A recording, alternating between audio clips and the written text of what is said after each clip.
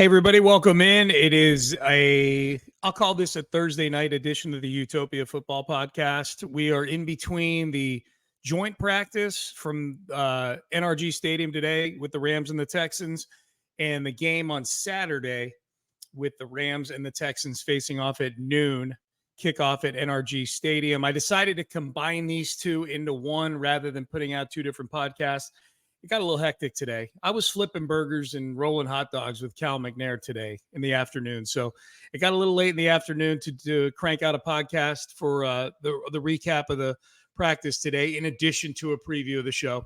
I'm probably giving you too much information. This is going to be sort of a combo episode of a brief recap of the combined practice with the Rams and a preview of the game on Saturday between the Rams and the Texans. Here on the Utopia Football Podcast. So great to be with you. I'm Sean Pendergast, one half of Payne and Pendergast Sports Radio 610. And let's get it cranked up here. The recap of the joint practice today between the Texans and the Rams. Admittedly, I got there at about 10 o'clock, halfway through, a little after 10 o'clock because of our radio show that we do. But this was quite the spectacle out there at NRG Stadium. The last practice of the 2024 training camp, in terms of the media being allowed to be out there and fans being out there. There's going to be more practices, obviously, between now and the start of the season. But this was the last one, certainly the last one before cutdowns to 53. And the stars were out, man. J.J. Watt was there with his toddler son, Koa, who supposedly just turned 1, but he's the size of a 4-year-old. The kid's huge. And then the Pivot Podcast was out there. Ryan Clark, Channing Crowder, Fred Taylor, they were out at practice. So it was fun, man. It had a cool kind of big time vibe for an NFL practice. Overcast day, kinder, gentler temperatures for the folks in from Southern California. But a lot going on out there. And I'm going to give you a brief synopsis. If you want a really detailed synopsis, the guy I go to a lot for stuff like this is Cody Stutes of Houston Football, HOUfootball.com. Cody does great recaps. And on this one, this was a tough practice to do a single person recap for, because on one field, you had the Texans offense and the Rams defense going at it. And on the other field, you had vice versa. You had the Rams defense and the Texans. However I just said it, you had the opposite going on the other field. So there were two fields going on at the same time. And you needed multiple eyes on that. So I know Cody, I think, had Landry Locker watching one field, and our guy Troy with Texans Cap was keeping an eye on stuff. So not an easy practice to do a recap of if you're a one-man show. So I'm just going to aggregate what I saw along with what a lot of other people saw in a brief recap of it. By most accounts, the Texans won the day. From what I saw out there, it wasn't perfect. And I kind of bounced back and forth between both fields, Texans offense versus Rams defense and Rams offense versus Texans defense. I kind of bounced back and forth. And, you know, each unit had their moments out there, the offense and defense for each of the two teams. But the Texans seemed to have more wow plays. Like if you just went back through social media and looked at who was tweeting about what, the Texans had more big plays. 50-yard bomb to Stephon Diggs. Xavier Hutchinson had another big catch today. Joe Mixon doing things out of the backfield. So we'll single out some of these guys in a minute, but the Texans seem to win the day. They seem to be the more physical of the two teams. It should be noted that the two of the bigger stars for each of the teams were not out there. Puka Nacua for the Rams and Will Anderson for the Houston Texans. Both were not taking part in practice today because of injury. And my guess is we won't see either of them till in the game on Saturday for sure, and probably not till week 1. So I think the Texans kind of won the day. As far as some individual things that happened out there, this happened before I got there, but it got a lot of buzz, and the video is online if you want to find it. The Texans had video of this, but the two rookie defensive backs, Kamari Lassiter and Kalen Bullock, continue to impress. Bullock was all over the field. He eats up so much ground, man. He is a really impressive athlete, especially for a 3rd-round pick. But they combined on a play where Lassiter used kind of his physicality to tip a deep pass, and then Bullock came in and got the interception. Those two are going to get a lot of snaps in this defense, and that's really, really cool to see. I spent more time probably watching the offense than the defense for the Texans. But according to reports of people I respect, I mentioned Cody's name a moment ago. The standouts on defense today included Lassiter and Bullock for sure. Daniil Hunter was great again. Azeez Al-Shire, great again. And Mario Edwards, who's been a really pleasant surprise for the Texans during camp, had another good day today at practice. Always good to see the good days of practice against actual other teams, not the Texans, Taking a glance back at the TV here, just to check the Astros score. I'm recording this while the Astros are winning 6-0 against the Orioles. CJ Stroud and Stephon Diggs were at it again. Diggs got a 50-yard deep ball from Stroud early in practice, and then an easy pitch and catch in the end zone during red zone. These two are going to put up monster numbers this year. If you're having fantasy drafts coming up, do not feel hesitant at all about drafting Diggs. Not at the level that you may have drafted him in Buffalo, where he was the only guy. But I think you're going to get good, solid numbers out of Stephon Diggs. I think he's going to be a 1,000-yard receiver again this year for this team. He and CJ have a real chemistry. Joe Mixon was very present as a pass catcher during the team drills. He had a nice wheel route out of the backfield that had everybody oohing and eyeing. So Joe Mixon just looks way different than a lot of these guys in the backfield. We're going to preview the game in a moment. On the Saturday's game in a moment, the backfield will be a big conversation. I promise you that. I mentioned Xavier Hutchinson and Robert Woods both had nice plays through physical contact today. They're both trying to make the roster right now, so that was good for both of them to see. This will probably be the last time we see anyone remotely resembling a starter doing anything physical, anything with physical contact until the Texans kick off the season in week 1 against the Colts. CJ Stroud, guys like that are obviously going to practice, but they're not going to be doing anything physical. Shout out to Yingling. Keeping my whistle wet. Shout out to Cal McNair, man. Cal's Cookout, 3rd year in a row. As long as we're kind of wrapping up our training camp portion of this. The Houston Texans celebrated the final fan-attended practice by treating fans to complimentary dogs and burgers. And I was out there for the 3rd straight year.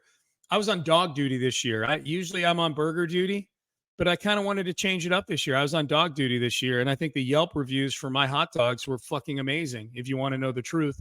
So Cal's Cookout, big success. I give Cal and Hannah credit. They started this up, not just Cal's Cookout, but the whole thing with them being so front-facing started back in 2022, the training camp of the Lovie Smith year. I don't know if you guys want to go back and relive that, but it's not like everybody was all in on the Texans back then. They were on the cusp of a 3-win season. They were coming off of a 4-win season that would become a 3-win season the next year. So shout out to them for starting that back up when it would have been easy just to hide until you get CJ Stroud and DeMeco Ryans in the building. They didn't do that because they're not cowards. And the cookout is fun. Every people eating them burgers and dogs. It was really, really cool. So hard to find fault with that, right? Like giving away free food to fans. 2 years ago, there's probably people that would have found fault with it. You know what I mean? Like the hot dogs wouldn't have been good enough. The burgers were like the hoof cut of meat. And so you were mad about that. Now everything they do is amazing because they're winning football games. But this is really cool. So yeah, just the latest in a series of events that Cal's been part of, where he's become the freaking coolest owner in the NFL. Shotgunning beers, telling people on Reddit to go fuck off. He didn't say that. Those are my words. But when they leaked the uniforms on Reddit, Cal's like, oh, you leaked that Joe Blow regular person wearing a Derek Stingley uniform. Here's real Tank Dell and real Nico Collins wearing the uniforms. How you like them apples? So Cal's doing good stuff right now. Cal and Hannah both. Shout out to them. Good job. Cal cooks a mean burger. So that was practice today. Meanwhile, we've got the preseason game coming up with the Rams. So let's shift gears over to that. A quick reminder as you look at the bottom of the screen here to subscribe, rate, and review the podcast. Hit telling a friend, subscribing is great. The Texans are going to be amazing this year. So hitting the subscribe button makes things super easy for all of us. Okay, let's just make it easy for all of us. Hit the subscribe button, and then you don't have to go searching for anything. I don't have to go begging you to subscribe again. It just solves so much stuff just by going subscribe. So let's get to the preview of the game. I've got 4 things to watch for in the game Saturday at NRG Stadium. Noon kick again. These noon Saturday preseason kicks are really stupid weird. I'm just used to night games in the preseason or Thursday games in the preseason. Noon Saturday is just freaky. Now, the good news is the post-game show is over by 6 or 6:30, so I've still got time to go do stuff, which I know all of you care deeply about. But anyways, noon kickoff pregame. If you're into it, Texans Countdown starts at 9 a.m. with me and Seth Payne. So if you're going out to the game, stop by the big stage outside Bud Light Plaza and say hello. We'll take a picture up on stage. It'll be a whole lot of fun. And then post-game show is me and Clint Stoerner afterwards, which is always a good time. So hope to see you guys out there. I know it's preseason. My wife's not going to the game. She had her tickets up for sale. Like nobody's buying any of these even with the Texans being awesome, nobody's buying preseason tickets because nobody wants to watch Tim Boyle play 3/4 of football or whatever it is. So let's give you the 4 things to watch for this game coming up. This again, if you haven't seen any of the regulars playing in any practices or games yet, you better wait till week 1 because you're not going to see any of them in this game on Saturday coming up. Now, you will see a whole lot of backups trying to find their way onto a 53-man roster, whether it's the Texans or one of the other 31 teams. So that part is kind of fun because the Texans actually do have a lot of players at the back end of this roster that I think are worthy of being in the NFL next year. So here are my 4 things to watch, and I'll count them down. Number 4, Ali Gay, the defensive end out of LSU. He's number 90 if you haven't seen him yet. If you haven't seen him and noticed him, then you're just not really watching the preseason games because that dude's been out on the field literally more than any other Texan player the last 2 games. It's an interesting group for the Texans because obviously you've got Danielle Hunter and Will Anderson, who are your starters. Derek Barnett and Jerry Hughes are sort of really solid, almost even better than solid veteran backup guys, especially Barnett. Barnett, of course, had the pressure on Daniel Jones that led to the pick 6 by Jalen Petrie in that Giants game.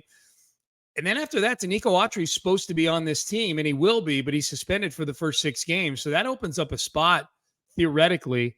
And I think it might go to Ali Gay, who, again, played 33 snaps against the Steelers. He played 43 snaps against the Giants, which was the most of any Houston Texan.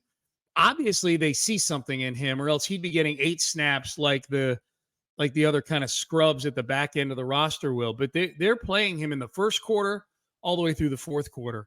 So there's something they see in Ali Gay, which is pretty exciting to me. So I think he's got a shot to make the roster. So maybe there's a chance, man. Maybe there's a chance he kind of Lestar jeans his way onto the roster. That is a shout out to old school Texan fans. If you're a Texan fan and you get the Lestar Jean reference and you know what I'm talking about, bro got like 2 touchdowns against the Jets in a preseason game in 2011, and all of a sudden he's on the team, or 2012, something like that. Maybe he can Duke Ejiofor his way onto the team. That's probably a better one. Remember Duke Ejiofor in 2018? Had like 2.5 sacks in a preseason game. All of a sudden people are like, this guy's amazing. What a find. Yeah, and then turns out none of his limbs work. He had torn ACL, ruptured Achilles, but he found his way onto an NFL roster. So maybe Ali Gay can Duke Ejiofor his way onto the roster. So that's storyline number 4. Number 3, the running back room. Here we go. Damen Pierce time. Or is it? These are the things we know about Pierce in training camp. He's practiced pretty well. He has played in games pretty poorly or with very little impact.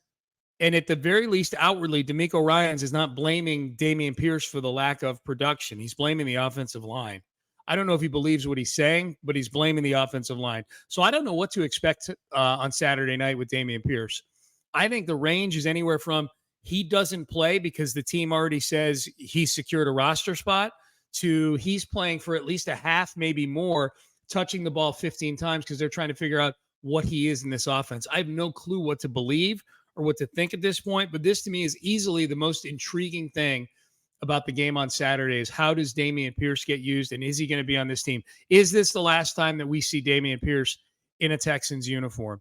So I think that's incredibly intriguing, especially because there's so many other really interesting names in that running back room right now that could make this team. So that's number 3. So number 4, Ali Gay. Number 3, the running back room. Number 2, third string quarterback. I don't know if you guys were listening to the pregame show on Saturday for the Giants game, but John Harris was doing his interview with Nick Caserio, the GM, and Nick went out of his way to say that Davis Mills is the backup quarterback for this team and has locked up that spot, and he's not going anywhere. I think some of that was a kind of a middle finger to media folks from Nick who were intimating that maybe Davis Mills was getting traded to Minnesota because he wasn't practicing last week. Turns out he had a bruised ribs is why he wasn't practicing.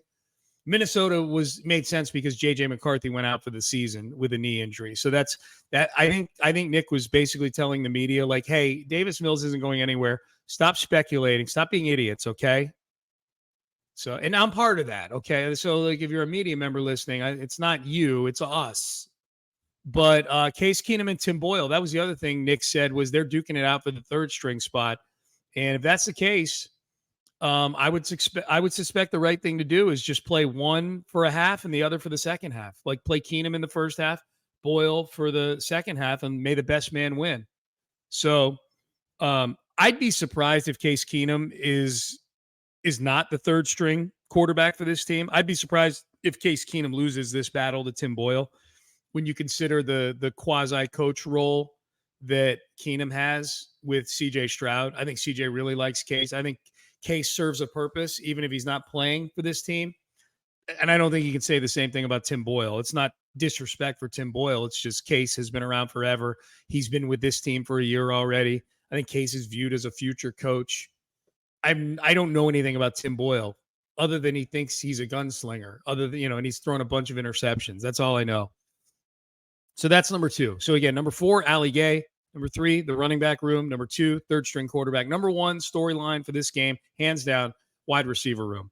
And I don't think it's an exaggeration or hyperbole to say that the Texans wide receiver room this year might be the deepest and most talented position group that I've seen in my 18 years of covering the team. They could keep 6 receivers on this team, and there could be 2 or 3 that would get picked up like that by an NFL team. It's a deep, deep group. So I think the things to watch on Saturday, does John Mechie play in this game, or has he locked up a spot with the way he's played the last 10 days? He's been really good the last 10 days, coming off of a 7 to 10 day period where he was really bad. But we know that this team likes John Mechie. They're rooting for John Mechie. They've invested a second-round pick in John Mechie.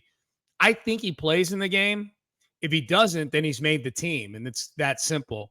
Where does Noah Brown fit in? Noah Brown, if healthy, easily one of the top 5 receivers on this team. He's never healthy. Banged up all last year. He's missed the last 2 or 3 weeks of practice with a shoulder. So I don't know how you can, with a good, I don't know how you can feel comfortable about putting him on the 53. So there's that. How does the return game affect the wide receiver room? Steven Sims is a return specialist. Do you have a return specialist on this team occupying a spot that theoretically is a wide receiver spot? Then now you're up to probably 7 wide receivers. So it should make for some great theater on Saturday. What happens with that room? How much impact what happens in the game has on the final decisions? We have to wait and see. I think one of these wide receivers, if Xavier Hutchinson has another big game like he did a couple games ago, then I think he locks up a spot. But right now, I think the only locks are Diggs, Dell, Collins. I think Mechie is close to being secure. I think Xavier Hutchinson is on the right side of the bubble. And then I think after that, it's just a bunch of mystery going on. Skoranek is in there, Robert Woods, we haven't mentioned his name, so it should be really, really interesting. But those are my top 4 storylines going into the game on Saturday. So there you go. A nice Thursday night recording for you guys to get on Friday to head into the weekend, feeling good about the Houston Texans. Again, if you're out there at the game on Saturday, stop by and say hello at the pregame show at the stage for Texans Countdown with me and Seth. Big thanks to Anthony Irwin, our producer. Hey, quick reminder, send me an email at houmailbag@gmail.com. And we do a mailbag every Tuesday. So send me an email about anything you got going on with the Texans or otherwise. And if it's good, I'll read it on the air and answer it. If it's not, don't feel bad about it. Sometimes when I don't read emails, it's because I'm saving them for a time when they're more useful. Some emails are a little more time sensitive than others. So I want to make sure the time sensitive ones make it onto the podcast. So there you go. All right. Big thanks to Anthony Irwin, my producer, and all of you for listening and sharing this podcast with a friend. We are out of time. I will see all of you on Saturday out at NRG Stadium for the Texans and the Rams. I'll have a recap on Saturday night of that game and probably a quasi 53-man roster prediction combined into that podcast. I think about probably 35 to 40 of the spots are completely nailed down with this team. And then, but the last 10 or 13 in the practice squad should be super interesting. So, subscribe, rate, and review the podcast. Appreciate that. Big thanks to Anthony Irwin, my producer, and all of you for listening. I'm Sean Pendergast. We will see all of you this weekend. Have a great weekend, everybody. You've been listening to the Utopia Football Podcast.